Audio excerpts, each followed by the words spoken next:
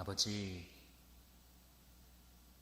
우리의 기쁨이 근원 되신 아버지, 우리의 자유가 되시는 아버지, 우리의 만족이 되시는 아버지, 아버지를 사모하여 이 시간 우리가 주께로 나아갑니다. 주는 우리를 받아주시고 안아주사 주님의 품 안에 안긴 것이 무엇인지 다시 기억할 수 있도록, 그래야 다시 주님의 품 안에서부터 일어서 출발할 수 있도록 이 시간에 역사하여 주시옵소서. 예수님의 이름으로 기도합니다. 아멘. 삶의 롤모델이 누구인가? 여러분들은 저 사람처럼 살아가고 싶다 라는 생각을 해보신 적이 있으십니까? 때로는 나와 전혀 분야가 다른데도 불구하고 저 사람 참 멋있다, 저 사람 살아가는 인생의 모습이 참 본받을 만하다, 이런 것을 각계각층에서 드물지만 우리는 발견합니다. 저는 개인적으로 유학 시절을 보낼 때에 한 몇 년 동안 제 핸드폰 바탕화면에 이 남자의 사진을 깔아 놓았습니다. 이 남자의 이름은 박지성입니다. 지금은 한국 축구의 레전드가 되어 있는데 출발부터 그렇지는 않았다는 것을 우리 잘 알고 있죠. 먼저 체격이 너무 작기 때문에 현대 축구에서 이 고공 싸움이 중요하고 체격 조건이 참으로 중요한 이 피지컬 싸움인데, 박지성 선수는 타고난 체구가 너무 왜소해서 사람들이 어려서부터 많이 무시했다고 그러죠.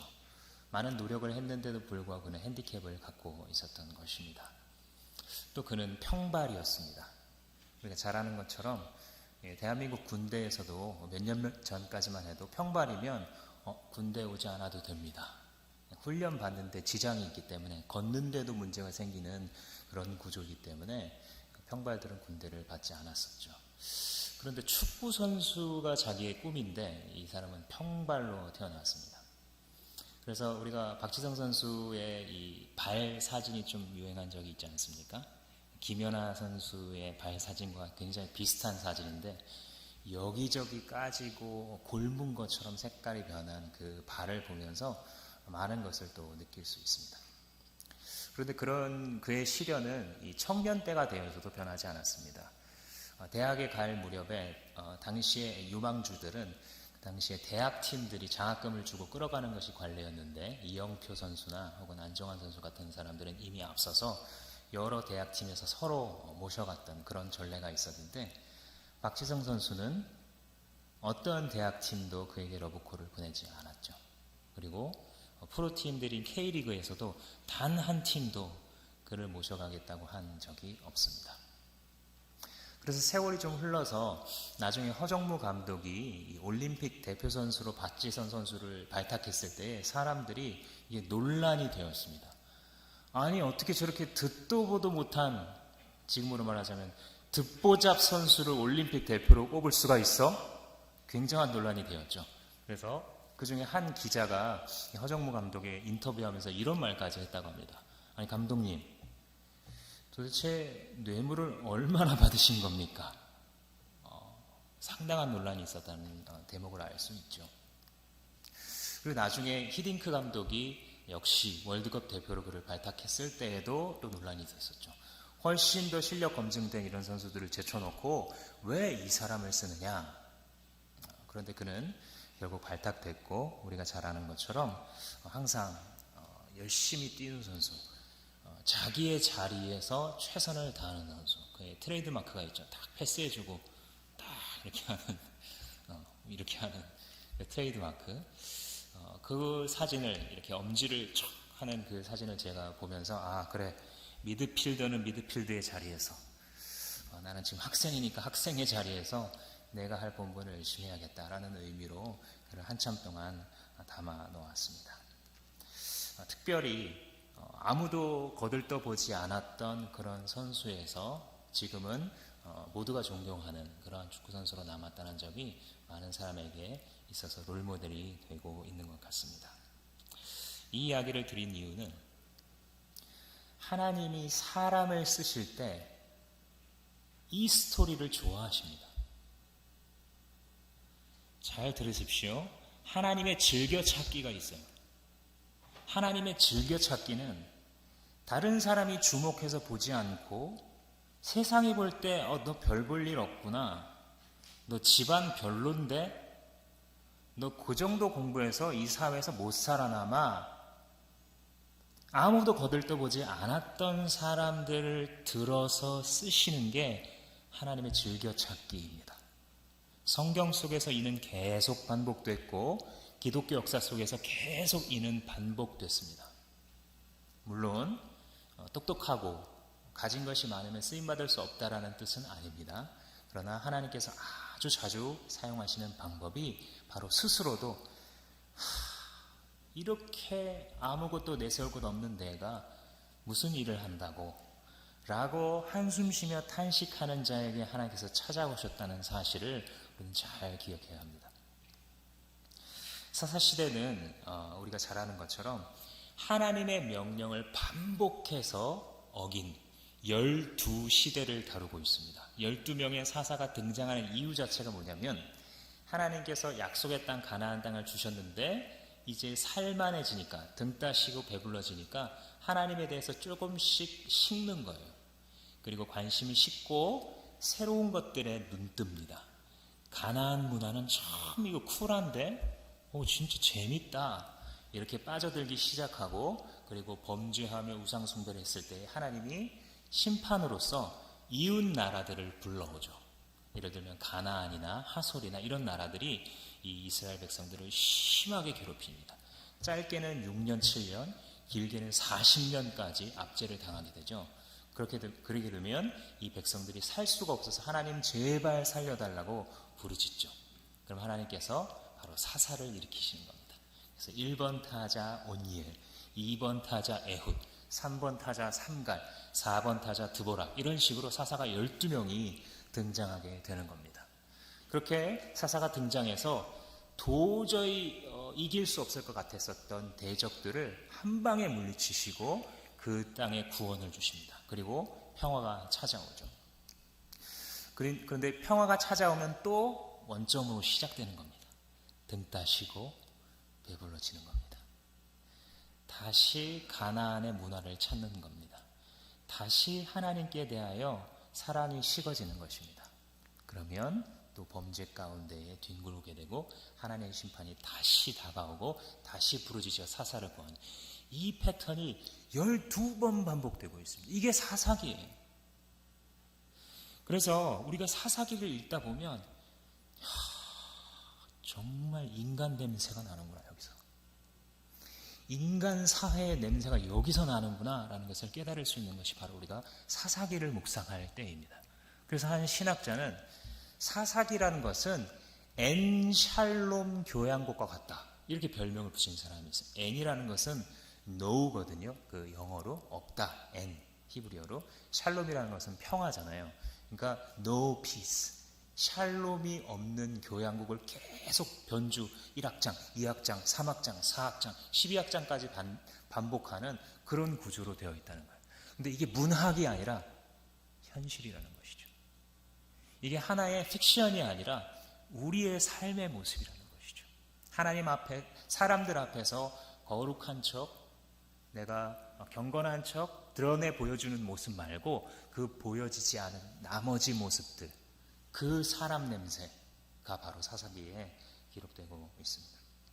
오늘 우리가 읽은 본문은 바로 네 번째 사사 드보라가 등장해서 승리한 후에 그 승리를 노래로, 찬양으로 표현하는 그 앞부분, 바로 상반부에 해당하는 부분입니다. 이 드보라 사사는 네 번째 사사로서 가나안 왕 야빈을 대적하여 일어났고, 이 가나안 야빈은 이스라엘 백성들을 20년 동안 괴롭혔던 왕입니다. 4장부터 사사기가 이 드보라의 사건이 시작되는데, 4장을 시작할 때 이렇게 시작합니다. 에훗이 죽으니 이스라엘 자손이 또 여호와의 목전에 악을 행하며, 사이클이 또 시작되는 거죠. 또 슬슬 시동 거는 거죠. 어둠을 향하여 이 사회가, 이 공동체가 달려가는 그 다름질을 또 시작하고 있는 것입니다. 그래서 다시 한번 고난, 부르짖음, 구원, 평안을 향해서 가고 있는 것입니다. 이렇게 배경 설명을 드리고요. 오늘 이 드보라의 노래를 통해서 이 어둠의 시대 가운데 하나님께서 들어쓰셨던 사람들을 우리가 살펴볼 때에 세 가지를 주목해서 여러분들과 함께 보기를 바랍니다. 첫 번째는 새 신들을 택하였으므로 라는 단어입니다. 8절 말씀을 보시면 무리가 새 신들을 택하였다 라고 말을 하고 있습니다. 이게 바로 좀 전까지 제가 말씀드린 이 사사시대의 특징을 잘 요약해 주는 것이죠. 새 신, 옛날 신이 아니에요. 옛날 신은 누구죠? 여호와거든요. 여호와는 재미없거든요. 더 이상 여호와는 믿어봤는데 딱히 눈에 띄게 나한테 가져다 주는 게 없었거든요. 근데 이 가나안의 새 신들은 일단 생김새부터 매력적이고 이 사람들이 보여주는 종교의식이 아주 문화 충격을 가져다 줄 정도로 인간의 감정과 흥미를 돋구는 그런 예식들이었습니다. 예를 들면 제사 중간에 성적인 행위를 갖고 들어온다든지, 아니면 제사 중간에 자기의 자녀를 불 사이로 지나가게 한다든지 하는 사람을 아주 흥분시키는, 아주 긴장시키는 이런 요소들이 그들의 우상숭배 예배 가운데 들어와 있었습니다. 대표적인 우상은, 사사기에 기록되어 있는 사사시대의 우상은 바알과 아스다롯이라는 신들입니다. 바알은 여러분들도 잘 아실 것입니다. 바알은 바로 풍요의 신입니다. 그래서 농업으로 말하자면 그 한 해 농사가 잘 되는 거예요. 오늘날로 바꿔보자면 그 한 해 연봉과 보너스가 잘 나오는 거예요. 그거를 관장하는 신 바알. 인기 있겠죠? 오늘날도 인기 있지 않습니까? 아스타롯은 그것의 여성화된 신입니다. 아스타롯은 풍요의 여신, 전쟁의 여신, 그리고 사랑의 여신입니다. 그래서 이 아스타롯에서 줄기가 시작돼서 나중에 그리스 시대로 가면 아프로디테가 나오게 되죠. 고대 근동에 있었던 신들의 계보입니다. 근데 이미 이 시대, 지금부터 3,500년 전에 이 바알과 아스타롯이라는 새로운 쿨한 문화를 만든 거예요. 이스라엘 백성들이. 풍요를 가져다 주고 다산을, 그러니까 자녀, 당시에 노동력에 직결되는 자녀를 많이 낳게 해주는 이 신을 그들은 너무나 원했고 당연하게 이 가나안에 빠져들어갔습니다. 한마디로 하자면 사람은 예나 지금이나 똑같구나. 교회도 어떤 교회가 차고 넘칩니까? 두 가지, 지금 기독교가 계속해서 전 세계적으로 쇠퇴 현상을 보여주고 있는데 두 종류의 교회만이 쇠퇴하지 않고 번성하고 있다고 하죠. 한 종류의 교회는 복음의 승부를 거는 교회예요. 예수가 선포한 하나님의 나라의 본질을 여러 가지 껍데기를 걷어내고 그 형식, 그 본질에 집중하려고 하는 교회. 거기는 생명력이 있기 때문에 사람들이 모여든다는 거예요. 또 하나의 교회는 단순하게 메가처치. 아주 커서 그냥 편하게 예배드리고 아무도 나를 타치하지 않고 돌아올 수 있는 그런 교회. 특별히 이런 대형 교회에서 자주 선포되는 메시지는 뭐냐면 하나님이 너를 반드시 축복할 거야. 물론 맞습니다. 진정한 의미에서의 축복은 주십니다. 그런데 이것을 다산과 풍요의 신 여호와로 각색하는 거죠. 하나님은 그런 적이 없는데 이름만 하나님이라 그래놓고 옛날 바알식 아스타롯식 숭배를 자꾸 조장하는 거예요. 설교자들이. 왜냐하면 사람들이 그걸 좋아하거든요. 욕망을 긁어주고 네가 지금 신앙하고 있는 하나님이 네가 어떻게 살아가든 상관없이 너를 축복해 줄 거야. 그리고 너를 부유하게 할 거고 너를 형통하게 할 거고 너를 성공하게 할 거고 너를 잘 되게 할 거고 네 자식도 잘 되게 하고 너의 손자도 잘 되게 할 거야. 네가 어떻게 사는지 어떤 마음의 중심을 가졌는지 상관없이. 그래서 이 고대 근동을 연구하는 학자들은 이 바알과 아스다롯 신을 섬기는 것의 매력이 무엇이냐면 묻지도 따지지도 않고 복을 주는 것이라고 말합니다. 재밌죠? 묻지 않아요. 너 일주일 동안 무슨 삶을 살았니? 마음속에 무슨 생각을 하고 있니? 무엇에 빠져있니? 묻지 않아요. 그래서 매력적이라는 거예요. 그냥 재물을 갖다 바치면 재물을 주는 그런 신인 거예요. 그런데 이 여호와라는 예시는요, 참 귀찮아요. 자꾸 물어봐요. 너의 마음의 중심에 뭐가 있니? 네가 지금 나를 찬양했는데 그거 진심이었니? 너가 겉모습으로는 참 아름답고 거룩한 것 같은데 너의 마음 깊은 곳의 중심에는 무엇이니? 자꾸 대화하려고 해요. 왜냐하면 이 옛신 여호와는 인격이시기 때문에. 인격이 아닌 우상들은 우리의 삶에 대해 관심이 없습니다.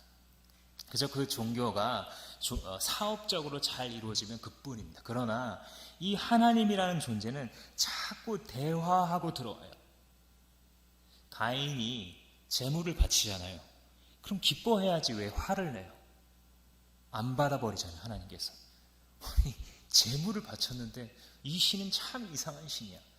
내가 자기를 기쁘게 한다고 내 식대로 그래도 생각해서 바쳤구만.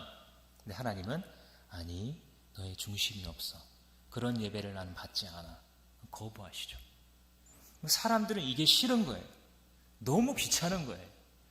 아니, 종교도 종교의 영역이 딱 있어서 내가 원하는 시간대에 딱 가서 깔끔하게 1시간 드리고 딱 제물 드리고 제물 받고 돌아오면 되는 건데, 이 신은 자꾸 월요일까지 따라 들어와가지고 학교까지 따라와서 직장까지 따라와가지고 그렇게 하면 하나님이 보고 계신데 자꾸 말을 시키니 얼마나 귀찮은 신이겠어요. 그런데 이 새 땅에 들어갔더니 이 새 신은 그런 거 묻지도 따지지도 않습니다. 그저 오십시오. 그저 다 받아드립니다. 그저 원하는 거 다 드립니다. 이렇게 약속하니, 그리고 정말 그렇게 축복받았다고 간증하는 사람들이 넘쳐나니 이 이스라엘 사람들이 어찌 흥미를 갖지 않을 수 있겠습니까?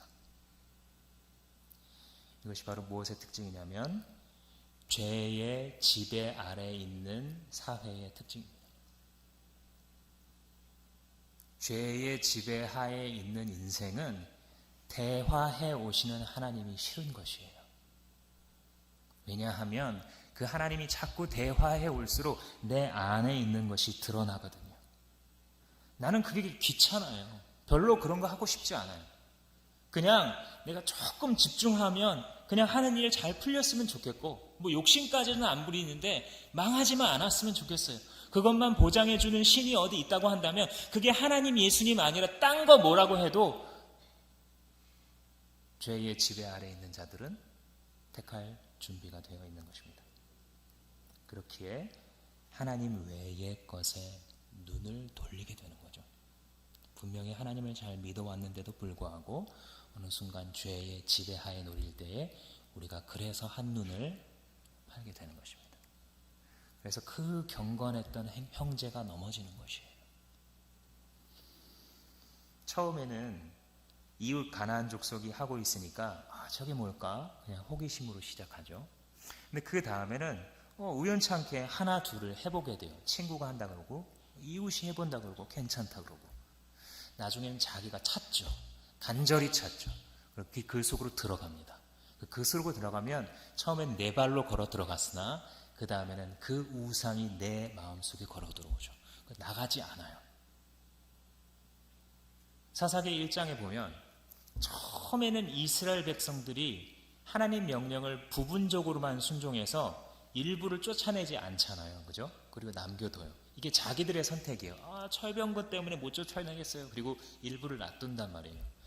근데 처음엔 자기들이 선택하는 것 같은데 나중에 1장 27절 같은 데 보면 뭐라고 기록하고 있냐면 그 가나안 족속이 결심하고 거주하였더니 그들이 그들을 결국 쫓아내지 못하였더라.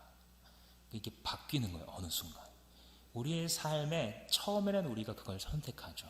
어둠의 것들을 우리가 처음에 선택하는 것 같은데 시간이 지나가면 이것이 결심하고 우리의 삶에 거주하는 거예요. 1장 하반부로 가면 단지파 같은 경우에는 아예 그 끝장을 보여줍니다.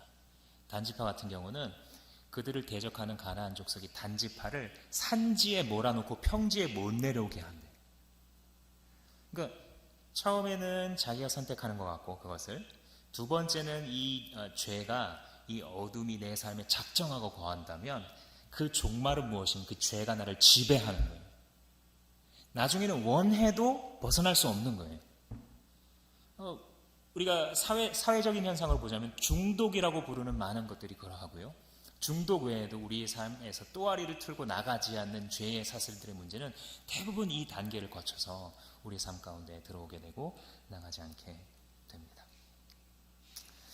우리의 모습도 그렇지 않습니까? 처음에는 주변 사람들이 친구들이 하고 있으니까 그게 뭐니? 호기심을 갖죠. 그죠? 그러다가 어떤 우연찮은 기회로 한두 번 겪게 됩니다. 그리고 나면 나중에는 내가 찾습니다. 그리고 더 지나가게 되면 그것이 내 안에 들어오고 나를 지배하죠. 이것이 죄의 영향력 아래 우리의 삶이 이루어질 때의 모습입니다.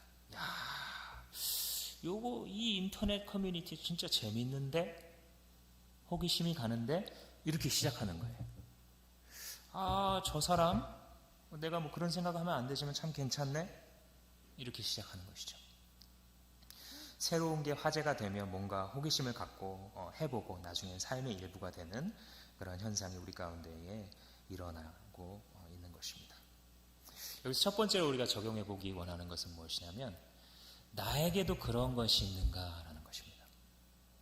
이스라엘 백성들은 새 신들을 택하였으므로 그래서 이제 나머지 모든 어둠이 시작되는 것이거든요.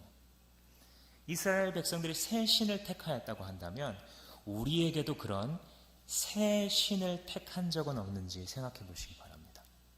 물론 현대사회를 살아가는 사람들이 내가 신을 택했어, 새로운 신을 믿기로 했어, 이런 형태로 찾아오지는 않을 것입니다.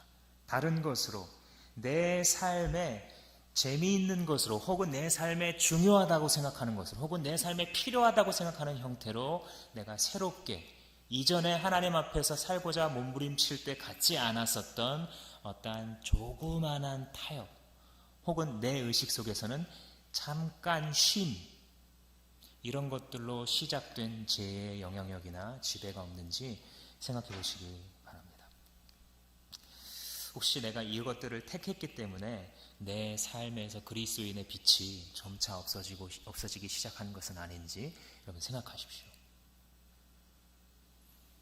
요한계시록에 보면 예수님께서 이 세상의 마지막 때를 생각하시면서 각 교회들에게 종말론적인 경고를 주시는 장면이 나오죠. 그 중에서 특징적인 것 중에 하나가 바로 에베소 교회에 대한 책망입니다. 에베소 교회 너 정말 잘했다. 열심히 나를 섬기기도 잘했는데 왜 첫사랑을 잃어버렸니? 왜 처음 그 사랑을 잃어버렸니? 라고 물으십니다. 예수께서. 그리고 덧붙이시는 예수님의 원함이 뭐냐면 어디에서부터 떨어졌는지 생각하고 다시 회복하려. 이게 예수님의 마음입니다. 이 시간 나 스스로 혹은 나의 가정이나 공동체 내에 작은 타협으로 시작했다가 지금은 작정하고 거하고 있는 어둠의 기운이 없는지 죄의 길이나 습관은 없는지 생각해 보십시오. 그리고 어디에서부터 그 틈이 시작되었는지 돌아가셔서 회복하십시오. 그것이 예수님께서 우리에게 이 말씀을 남겨주시는 이유라고 생각합니다.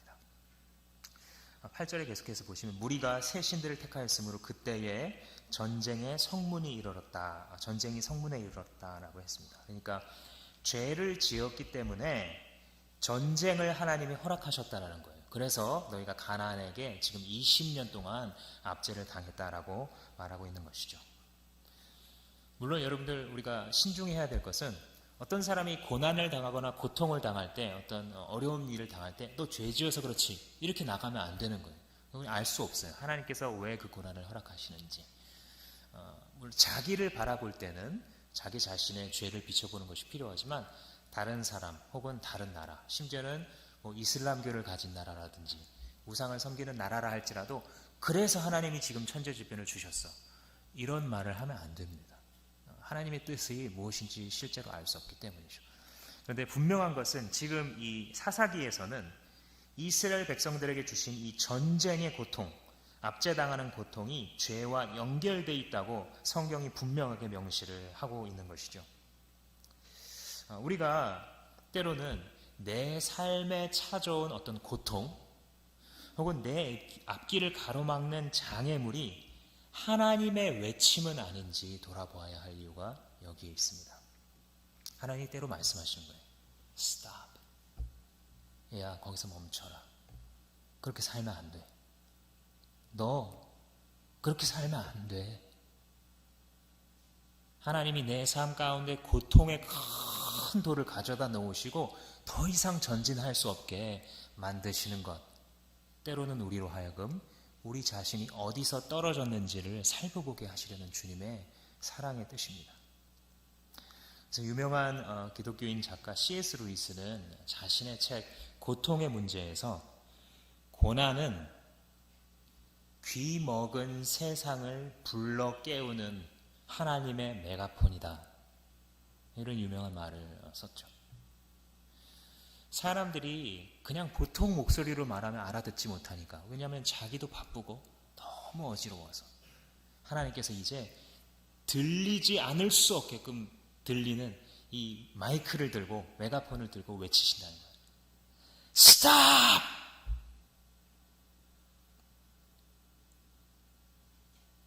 너 거기 멈춰야 돼.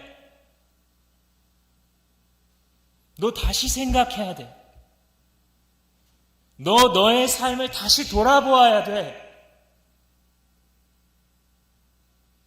이것을 겉모습으로는 고통으로 주신다는 것이죠. 때로 하나님께서 이스라엘 백성들에게 그렇게 하셨던 것처럼, 만약 주님께서 당신에게 이렇게 이야기하고 계신다면 그 죄의 지배 아래 있지 않고 주님께로 나아가시는 것이 답입니다.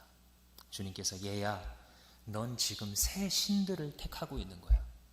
나를 버리고 나와의 관계를 귀찮아하면서 새 신들을 택하고 있는 거야 라고 주님께서 말씀하고 있는지 모르겠습니다. 죄의 지배 아래 있지 말고 나에게로 오라고 주님께서 부르고 계신 것입니다. 두 번째 살펴볼 구절은 즐거이 헌신하였다라는 구절입니다. 2절 말씀해 보시면 이스라엘의 영솔자들이 영솔하였고 백성이 즐거이 헌신하였으니, 이렇게 이야기를 합니다.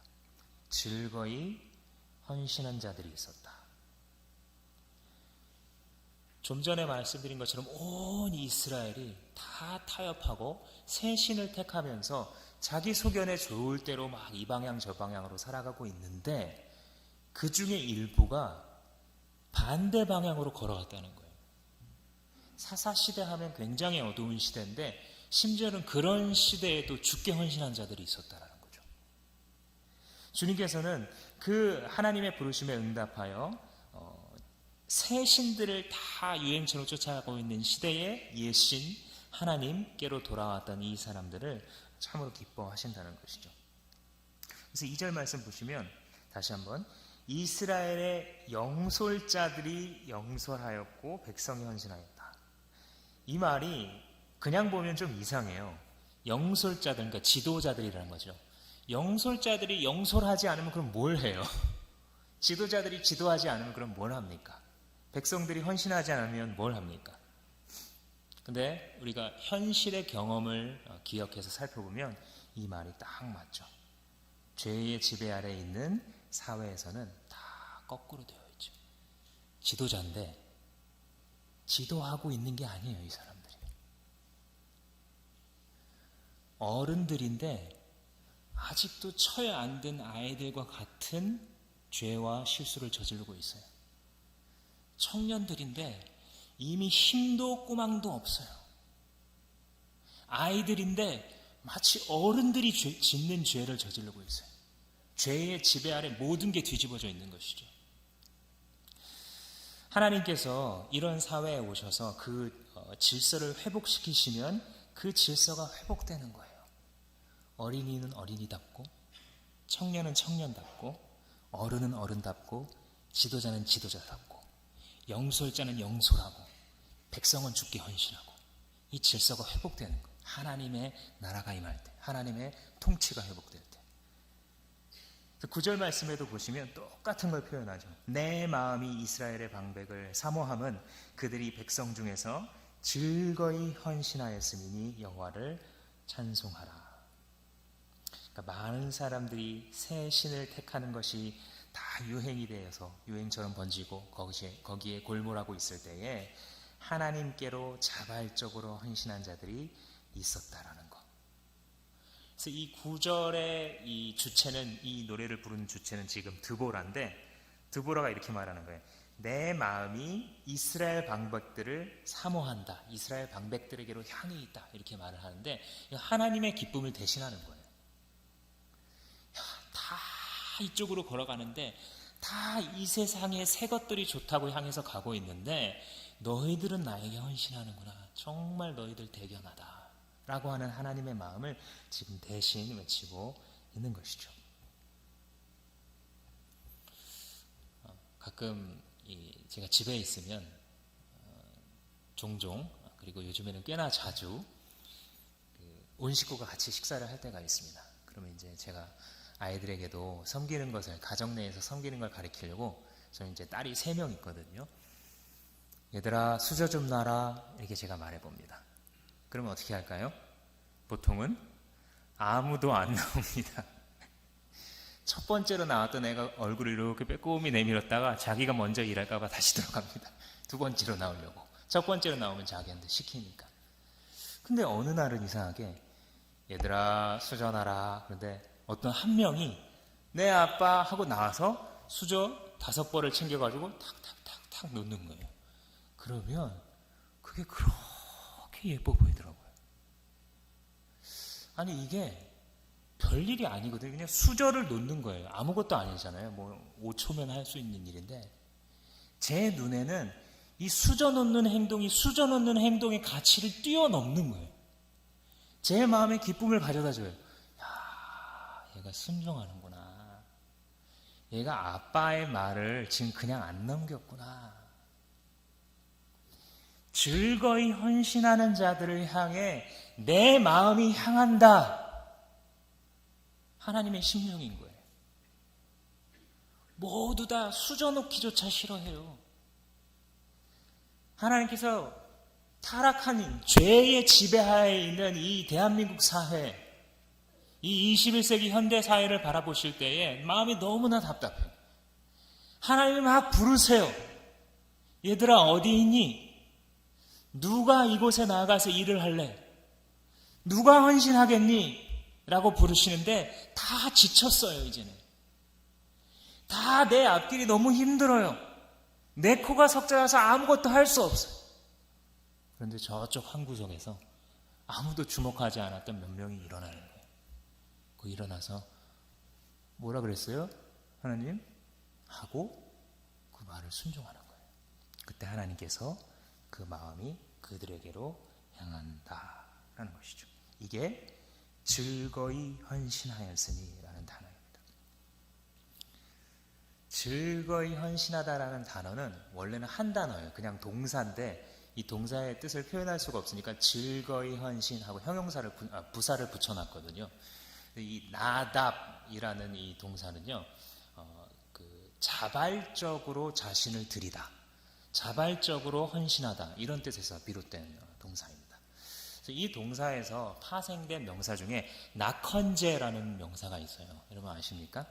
이 모세오경에 보면 여러 그 제사의 종류를 말하잖아요. 예를 들어서 죄를 씻기 위해서 하는 그 속죄제, 혹은 하나님과 화목을 회복하기 위해서 드리는 화목제, 이런 식으로 어떤 목적을 가지고서 이 제물을 드리면 뭐가 이루어지는 그런 제물들을 사람들이 드려요. 그런데 이런 제사 외에 특별한 제사가 몇 가지가 있는데 그 중에 아무런 조건이 없는 제사가 있어요. 죄를 씻어다 달라는 것도 아니고 화평을 회복하기 위한 것도 아니에요. 그냥 free will offering이라고 불리우는 자기의 자발적 의의로 그냥 하나님께 드리고 싶어서 드리는 제사가 있어요. 이게 낙헌제입니다. 즐거이 헌신하는 제사입니다. 그래서 이 제사는 하나님께서 전혀 강요도 않으시고 명령도 안 하시는데 이스라엘 백성들 중에는 끊임없이 낙헌제를 드리는 사람들이 있었어요. 이 사람들이 누구냐면 진짜 신앙인들이죠. 11조 안 드리면 누가 볼 것 같아서 드리고 있는 게 아니에요. 이 사람들이 지금 안 드려도 되는데 아무도 안 보는데 하나님과 나와의 관계에서 내가 즐거이 드리고 있는 것, 이것이 바로 즐거이 헌신하는 것입니다.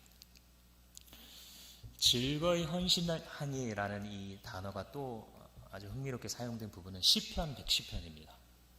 시편 110편에 이런 찬양도 있어요. 주의 권능의 날에 주의 백성이 거룩한 옷을 입고 즐거이 헌신하니 새벽 이슬 같은 주의 청년들이 주께 나오는도다. 새벽 이슬 같은 주의 청년들이 주께 나오는도다.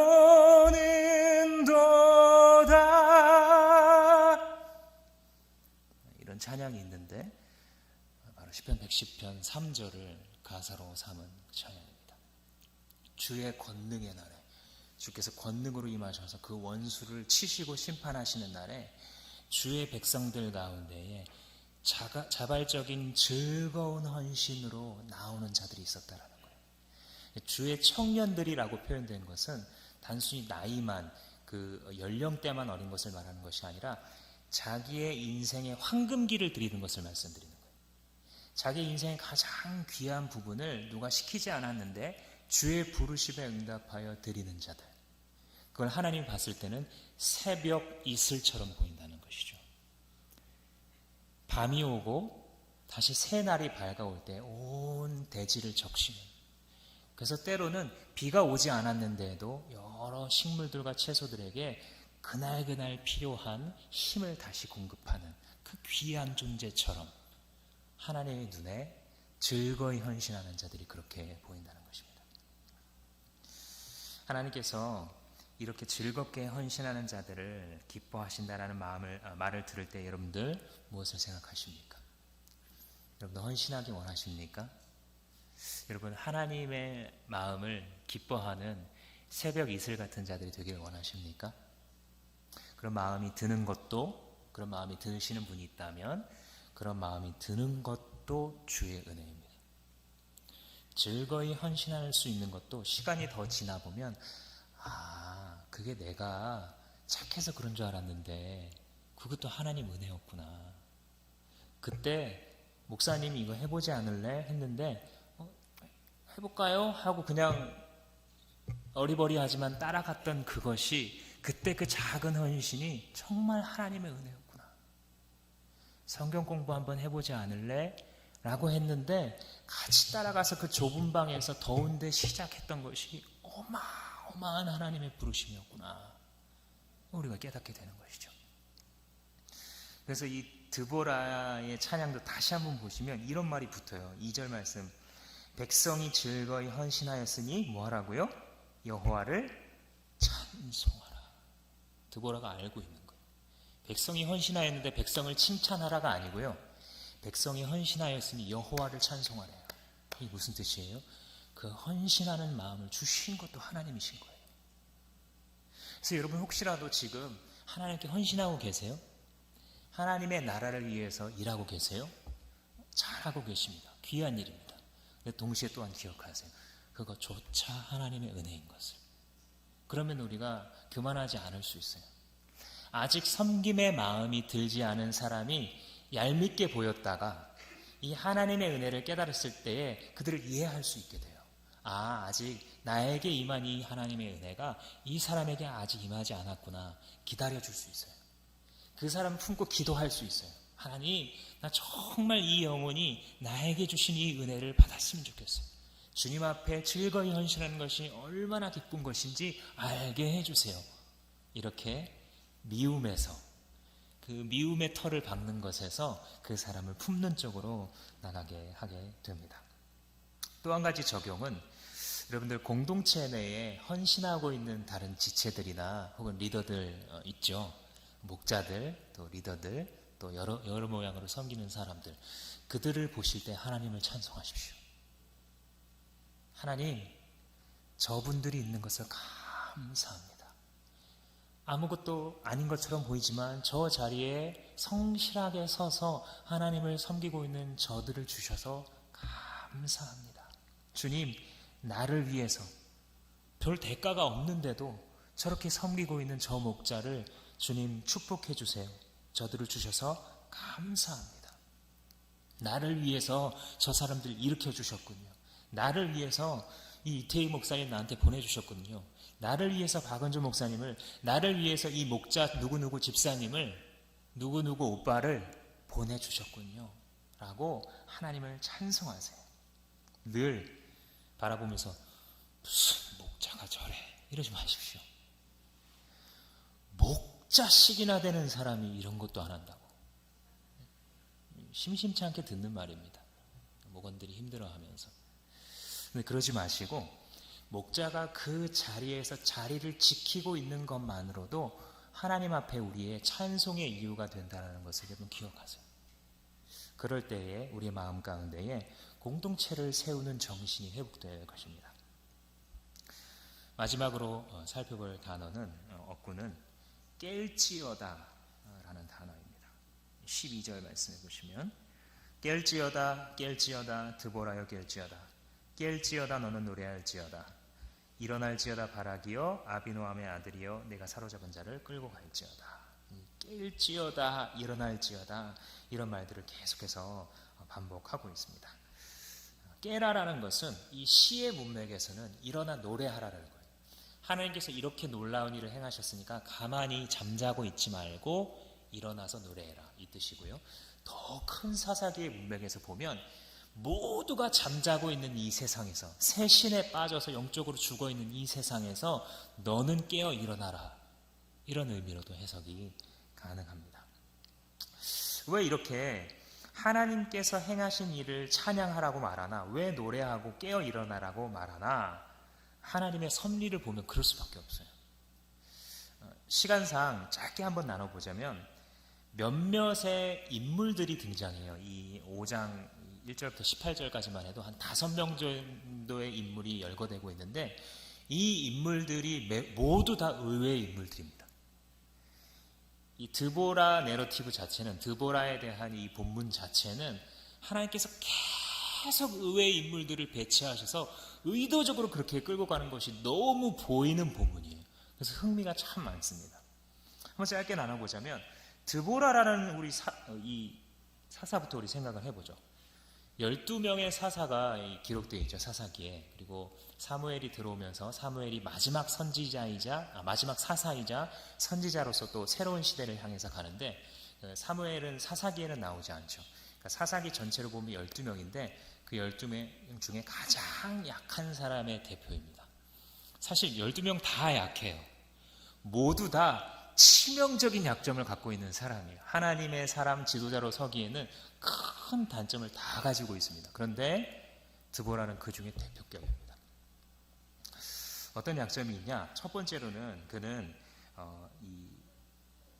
그의 신분과 지위에 약점이 있는 사람이에요. 이게 물론 자기의 잘못은 아닙니다. 그 당시의 풍습이 그랬습니다. 지금부터 약 3,500년 전에 그 여성이 가지고 있는 그 권리라는 것, 그 사회에서 어떤 취급을 받았다는 것 제가 자세히 설명 안 드려도 여러분 아실 겁니다. 우리나라도 100년 전, 200년 전만 해도 조선시대에 구원 말에 여성이 어떤 취급을 받았습니까? 이름도 없었잖아요. 서양 선교사님들이 들어오시면서 여성들에게 아름다운 은혜니 이런 이름을 지어주기 시작한 것이고 그 전에는 누구 엄마, 첫째, 둘째, 말숙이 이런 식으로 지었잖아요. 하물며 3,500년 전의 땅에 대해서는 어땠는지 우리가 다 쉽게 짐작할 수 있을 것입니다. 단적인 예만 들어드리면 한 남자가 자신의 재산 목록을 나열할 때에 이런 나한테 집이 있고 또 나한테 양이 몇 마리, 소가 몇 마리가 있는데 이런 부인도 있어요. 이렇게 말합니다. 재산 목록에 들어가요. 그리고 여자가 마음에 안 들면 오늘 아침 요리 맛없었어. 이혼 증서를 써서 주던 이런 시대입니다. 그러니까 이 드보라를 소개할 때 사사기 4장에서 랍비돗의 아내 드보라를 하나님이 사사로 세우셨다라고 딱 그냥 단순하게 간결하게 말하고 있는데, 이 말은 엄청난 말이에요. 사실은 그 당시 사회를 바라보자면 아마도 이 여자 사사 드보라가 처음에 등장했을 때는 10중 8구 사람들이 그런 말을 했을 거예요. 사사? 가서 애 낳아봐. 무슨 사사가 뭔지 알아 지금? 가서 남편이나 랍비돗이나 잘 섬겨. 분명히 이랬을 겁니다. 물론 시간이 흐르면서 하나님의 성령이 함께 하신다는 것을 알고서 머리를 숙였겠지만 그의 등장은 쉽지 않았을 거예요. 사회적으로 그 지위가 지도자로 서기에 참 어려운 환경 가운데 있었던 사람입니다. 더구나 또 육체적으로도 약점이 있는 사람이에요. 사사들은 살펴보면요, 흠이 있긴 하지만 대부분 힘이 세거나 용기가 있거나 그 전쟁에서 능한 사람들이 참 많았습니다. 예를 들자면 이 에훗과 같은 사람은, 왼손잡이 에훗 있죠. 이 에훗 같은 사람은 자기 혼자 혈혈단신으로 이방 왕의 왕실에까지 들어가서 그를 암살하잖아요. 어느 정도의 용기가 있으면 그 정도 할 수 있습니까? 적국에 가가지고 오늘 우리가 일본 땅에 혼자 비행기를 타고 가서 어떤 숙적을 조선시대로 생각해 보자면 그럴 만한 대단한 용기를 가지고 있는 사사예요. 물론 흠은 많았죠. 또 삼손 같은 이는 어떻습니까? 더 말할 것도 없이 엄청난 힘을 갖고 있는 사람이죠. 기드온 같은 사람 어떻습니까? 시작할 때 심약한 자로 보여지지만 나중에는 이 3만 명이 넘는 이 군사를 통솔하는 그런 통솔력을 갖고 있는 사람이에요. 한마디로 하자면 이 사사들은 대부분 다 힘이 있거나 용기가 있거나 어떤 이 전투 지휘를 할 수 있는 그런 전투력을 갖춘 사람들이에요. 근데 드보라만은 그렇지 않아요. 드보라는 힘도 약했고요, 스스로 전장에서 싸울 수도 없었습니다. 근데 아이러니하게 그게 하나님이 그를 쓰신 이유 같아요. 말씀을 묵상해보면. 왜냐하면 힘센 자가 이스라엘을 구원할 때는 참 저 용사가 우리를 구원했구나 라고 그를 집중하겠지만, 힘도 없고 사회적인 배경도 가지고 있지 않은 사람이 이스라엘을 구원했을 때에는 사람들 눈에 누구만 보이겠습니까? 하나님만 보이는 거예요. 야, 이거는 도저히 신이 아니면 할 수 없는 일이구나. 저 연약해 보이는 이 여인을 통해서 우리가 20년 동안 가나안 왕에게 압제를 당하면서 살아왔는데 그것을 뒤집으시고 저 철병과 600승을 다 무찌르시고 저 무시무시하게 악명 높은 시스라 장군까지 죽이신 걸 보니까 정말 하나님이 하셨구나. 그래서 하나님은 이런 자를 계속해서 들어 쓰시기를 즐겨 하시는 것이죠. 드보라와 함께 짝을 이루어 싸웠던 군대 장관 바락도 마찬가지입니다. 이 바락은 우리가 잘 아는 것처럼 처음에 계속 주저해요. 주님께서 여선지 드보라를 통해서 바락아, 너는 가서 지금 군사들을 모아서 가서와 싸워라 라고 말씀하십니다. 그러자 바락이 이렇게 말해요. 선지 드보라여, 당신이 나와 함께 전쟁터를 가시면 가겠습니다. 근데 안 가시면 나도 안 가겠습니다. 이게 믿음의 말이 아니에요. 믿음의 말로 읽힐 수가 있거든요. 근데 문맥을 보면 이게 믿음의 말이 아니에요. 두려운 거예요, 그냥. 왜냐? 20년 동안 이스라엘의 모든 사람들이 찍소리도 못했거든요. 이 가나안 왕과 시스라라는 군대 장관과 그의 무기와 군대 앞에서 아무도 찍소리 못했어요. 골리앗이 막 여호와를 모욕해도 이스라엘 사람들이 다윗 외에는 다 두려움에 찌그러져 있었던 것처럼 그들도 아무 말도 못했어요. 근데 여선지 드보라가 가라고 하니까 가기는 가야겠는데 두려운 거죠. 그래서 조건을 붙이는 거예요. 요거 해 주시면 갈게요. 설마 여선지자랑 같이 붙어 있는데 죽기야 하겠어? 이런 최후의 보증을 원하는 것이에요. 하나님께서 말씀하셨을 때에 하나님의 말씀을 따라가더라도 이렇게 두 갈래로 나뉘는 겁니다. 하나는 무엇이냐면 말씀을 듣고 따라가는 거죠. 또 하나는 뭐냐면 말씀을 들어서 필요성을 깨달았는데 바로 순종하지 않는 거예요. 조건을 다는 거죠. 왜냐? 이 사람은 믿음이 부족하거든요. 용기가 부족하거든요. 그런데 스토리를 다 짧게 줄여서 그런 바락을 사용하셨어요. 그죠? 그리고 그런 바락을 통해서 완전히 가나안 군대를 진멸시키십니다. 그럼 사람들이 보고 바락 용사라고 찬양하겠습니까? 안 하죠. 그가 어떤 모습을 가졌는지 다 아니까. 대신 누굴 봅니까? 하나님을 보죠.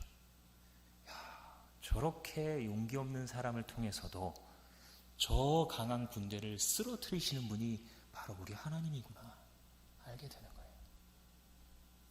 우리들 가운데에도 용기가 부족하거나 믿음이 부족한 사람 여러분 쉽게 무시하지 마십시오. 막 말썽 피우는 목원이나 지체들에 대해서 지금 함부로 막 뒤에서 얘기하지 마세요. 하나님의 손에 그 사람이 언제 붙들릴지 모른다니까요. 하나님께서 그 사람을 언제 쓰실지 알지 못해요. 자기 스스로도 무시하지 마세요. 내가 지금은 그냥 찌그러져 있는 것 같아요. 용기도 부족하고 믿음 별로 없어요. 설교 시간에 있는 게 매일 와서 졸 수밖에 없는 것 같아요. 안 졸고 싶은데 계속 졸아요. 목장 모임 한다 그러면 또 해 늦어질 것 같아서 반은 도망가요. 목사님이 제자 훈련하자 그러면 단봉하자 그러면 뭐 봉사하자 그러면은 이런저런 핑계 대가지고 재미있는 것만 하고 싹 집에 가요. 그런데 나중에 보면 하나님 앞에 서 있어요. 그 사람이. 하나님의 섭리를 우리가 알 수 없기 때문에 우리는 때로는 저 사람은 정말 영 아니야 라고 했던 사람들조차 존중하는 마음을 가져야 됩니다. 그리고 이 똑같은 마음을 자신을 향해서도 품어야 됩니다. 이 지혜도 없는 내가, 이 용기도 없는 내가, 믿음도 없는 내가 무슨 일을 해? 나도 내 인생이 싫은데 하나님 무슨 날 사용해서 다른 사람을 도와? 무슨 복음 전파를 해? 무슨 선교를 하고 이 지역사회에 예배자들을 만들어 나를 통해? 웃기는 소리. 이렇게 자기 자신을 함부로 무시하시지도 마십시오. 왜냐? 하나님은 바락 같은 자를 통해서도 가나안 같은 군대를 무너뜨리실 수 있는 하나님이시기 때문입니다. 어차피 이게 하나님 좋아하는 방식이기 때문입니다. 6절에 보시면 삼갈과 야엘이라는 사람도 나오죠. 삼갈은 이스라엘의 세 번째 사사였는데 진짜 짧게 한 구절 등장하고 사라집니다. 한 구절의 묘사가 재밌어요. 한 구절의 묘사가 뭐냐면 소 모는 막대기로 블레셋 사람들을 무찌르고 이스라엘을 구원했대요. 소 모는 막대기가 뭐냐면 말 그대로 소 모는 막대기인데 2m 정도 되는 장대에다가 양쪽 끝에 쇠붙이를 달아요. 하나는 이 뾰족한 것을 달아서 소가 잘 안 움직일 때 찔러서 계속 걸어가서 밭을 갈게 만드는 목적이고, 또 한쪽에는 뭉툭한 쇠붙이를 달아가지고 밭을 갈다가 돌덩이라든지 치울 게 있으면 그쪽으로 치워버리는 거예요. 그러니까 한낱 농기구에 불과한 거예요. 근데 그 소 모는 막대기를 가지고 블레셋 군대를 묻힌 거예요. 하나님 일부러 그렇게 하시는 것 같아요. 여러분 그렇지 않으세요? 일부러 막 이런 사람을 쓰는 거예요. 아니 좀 집에서 일본 장인처럼 10수년 동안 내가 칼을 갈았어. 아니면 내가 내공을 혼자 연마했어. 이런 사람을 쓰는 게 아니에요. 일부러. 그죠? 일부러 그래요. 우리 하나님. 약간 얄밉죠? 일부러 그래요. 자기의 영광이 잘 보이게 하려고. 그게 우리한테도 좋은 거죠. 그래서 삼갈이 소모는 막대기를 가지고 블레셋을 묻혀요. 야엘은 누구입니까? 6절 하반절에 바로 이 드보라 이 스토리의 정점을 찍는 사람이죠. 야엘이 결국 이 군대 장관 시스라가 자기 군대 다 전멸하고 혼자 도망갔는데 마침 이 야엘의 집에 들어갔는데 이 야엘이 그 사람의 관자놀이에다가 못을 대고 망치로 박아서 이 무시무시한 악명 높은 장군이었던 시스라를 처형하는 그 영광을 갖게 되죠. 그러니까 우리로 말하자면 이런 거예요. 우리 민족의 원수인 이토 히로부미를 이 사람이 암살했다. 이런 어떤 영예를 가져가게 되는 순간입니다. 근데 이 야엘도 참 이런 사람 하나님 쓰실까 싶은 사람이에요. 첫 번째로는요, 야엘이 누군지 지금도 몰라요. 아무도. 성경학자들도 모릅니다. 왜? 정보가 안 남아있어요. 그만큼 무명의 사람이고요, 별 삶에 어떤 영향력이 없었던 사람인 것 같습니다. 이 사람에 대한 유일한 정보가 사사기에 나타난 건 뭐냐면 헤벨의 아내 야엘이라는 구절입니다. 근데 헤벨은 누군지 우리가 알아요. 누구냐면 모세의 장인이 있어요. 모세의 장인 호밥이라는 사람이 있는데 그 호밥의 후손 중에 한 사람이에요. 그러니까 믿음의 가문인 거죠. 이 사람이 믿음의 가문인데 이 사람 참 엉뚱한 게 사사시대에 살면서 이스라엘과 함께 힘을 합쳐서 가나안을 대적해도 모자른 이 믿음의 후손이 가나안과 화친 조약을 맺어요. 그래서 가나안 편에 가서 붙습니다. 왜 그랬겠습니까? 이유는 당연하죠. 가나안이 세 보이니까. 이 학생들이 주로 전학을 가게 되면 누가 싸움 잘하나, 이렇게 누가 공부 잘하나 이렇게 봐가지고 옆에 가죠. 그러면 안 맞을 수 있으니까. 그러면 공부 좀 잘 될까봐. 그런 것처럼 가나안이 세 보니까 자기가 믿음의 후손이고 뭐고 이런 역사의식이고 뭐고 아무것도 없는 거예요. 신앙적인 판단력이고 뭐 이런 게 없는 거예요. 영적으로 말하자면 이미 무너진 집안이에요. 콩가루 같은 집안이라고. 그런데 그 남자에게 결혼한 사람이 야엘이었어요. 뭘 바라겠습니까? 자기도 가진 게 없고요. 내세울 것도 아무것도 없고요. 남편을 보면 한숨만 나올 수밖에 없어요. 한심한 사람이니까. 근데 하나님 그 사람 일부러 써요. 일부러. 제 말이 맞지 않아요? 일부러 써요. 하나님 일부러 이래요. 드보라 쓰고요. 바락 쓰고요. 삼갈 쓰고요. 야엘 써요. 일부러 이래요. 다음 주에 기도원 본문 묵상해 보세요. 일부러 300명만 남기래요. 33,000명이 지원해서 함께 싸우겠다 하고 있는데 돌려보내래요. 일부러 그래요. 일부러. 하나님의 속셈이 뭐예요? 하나님 애타게 알려주기 원하는 하나님의 중심이 뭐예요? 너희들을 구원하는 것은 나야. 이 한마디예요. 너희들을 이 어두움의 사슬에서 자유케 할 수 있는 것은 나라고. 얘야 제발 헷갈리지 말고, 제발 속지 말렴. 나야. 사랑으로 이 한마디를 하시고 싶은 거예요. 그래서 이렇게 계속해서 의외의 사람들을 쓰시는 거예요. 그래서 하나님은 이렇게 아이러니한 일을 계속 하시는 거예요. 신적 비웃음이죠. 하나님의 블랙 코미디예요. 일부러 아무런 배경 없는 사람, 지식 없는 사람, 돈 없는 사람, 집안이 이상한 사람, 학식도 없고 용기도 없고 때로는 믿음까지 없는 사람들을 들어서 그 하나님의 일을 해가시는 이 하나님의 중심을 우리가 알아들이기를 원합니다. 신약 성경에 넘어오면 예수 그리스도 안에서 진리를 깨달은 사도 바울이 약한 자들을 즐겨 찾게 하시는 하나님의 일하시는 방식에 대해서 이렇게 이야기합니다. 고린도전서 1장 27절 28절에서 그러나 하나님께서 세상에 미련한 것들을 택하사 지혜 있는 자들을 부끄럽게 하려 하시고 세상에 약한 것들을 택하사 강한 것들을 부끄럽게 하려 하시며 하나님께서 세상에 천한 것들과 멸시받는 것들과 없는 것들을 택하사 있는 것들을 폐하려 하시나니. 왜 이렇게 하시나? 하나님 왜 이렇게 하시나? 1장 29절에 이어집니다. 이는 아무 육체도 하나님 앞에서 자랑하지 못하게 하려 하심이라. 아무 육체도 내가 했다고 말하지 못하게 하려고. 뒤집어 말하면 자기의 영광을 아무하고도 나누지 않으시려고, 자기에게 합당한 찬송을 아무와도 나누지 않으시려고. 31절은 결론을 내립니다. 기록된 바 자랑할 자는 주 안에서 자랑하라. 주님을 자랑하라는 거예요. 나의 약함을 자랑하고 내 안에 강하신 주님을 자랑하고 나의 약함에도 불구하고 나를 들어 쓰시는 하나님을 자랑하는 것, 그것이 우리가 할 일이라는 것입니다. 결론을 맺겠습니다. 하나님께서는 이 시간에 이 본문을 통하여 우리에게 말씀하십니다. 깰지어다. 깰지어다. 얘야 너는 깨어 일어나 노래할지어다. 우리가 자꾸 새 신들을 쫓아 살기 좋아하는 이 죄된 세상 속에 파묻혀 있을 때 얘야 잠자는 데서 일어나라. 깨어라. 일어나라. 그리고 나를 바라보아라. 너희들과 같이 비천한 자들을 들어쓰기를 기뻐하는 나를 바라보아라. 그리고 나의 은혜를 노래하거라.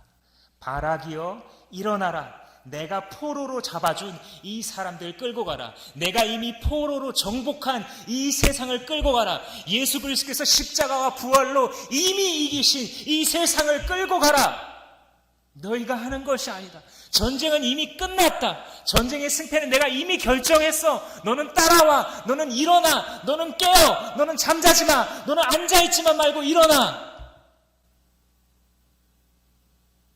이것이 하나님께서 우리에게 깰지어다 드보라여 라고 말씀하시는 이유입니다.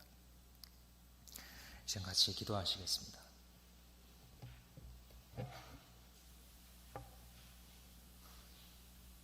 하나님 앞에 기도할 때에 들은 말씀을 기억하시면서 이런 질문들을 하나님 앞에서 던지기 원합니다. 스스로에게 물으십시오. 나는 지금 새 신들을 택했던 가나안의 길로, 이스라엘의 길로 가고 있지는 않은지, 그런 나를 향하여 죄의 지배 아래 있지 말고 내게 나오라고 말씀하시는 하나님을 바라보십시오. 새벽 이슬처럼 일어나십시오. 그 부름에 응답하고 나오십시오. 내가 드보라처럼 힘과 지위가 부족합니까? 바락처럼 믿음과 용기가 부족합니까? 삼갈처럼 무기와 준비가 부족합니까? 야엘처럼 집안이 부족합니까? 배경이 부족합니까? 주님 말씀하시고 대답하십니다. 다 좋다. 다 괜찮다. 네가 할 일은 깨어있는 거야. 나를 노래하렴, 나를 따르렴. 이 시간 주님께서 말씀하십니다. 응답의 기도를 약 1분간 올려드리겠습니다.